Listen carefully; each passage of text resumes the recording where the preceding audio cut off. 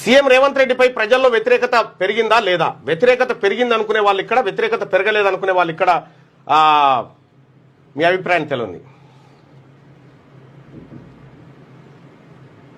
జగిత్యాల ప్రాంతంలో మొత్తం వ్యతిరేకత ఉంది.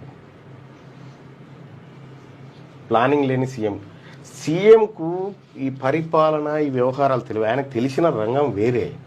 ఈయనకు అంత శక్తి కూడా లేదు. వట్టిదే డైలాగ్ అంతే. మోహన్ బాబు తరీకాలో ఉంటాయి డైలాగులు, కానీ పని ఉండదు ఏమో. సీఎం రేవంత్ రెడ్డిపై ప్రజల్లో వ్యతిరేకత పెరిగిందా లేదా? ఏం రుణమాఫీ గురించి మాట్లాడాలి?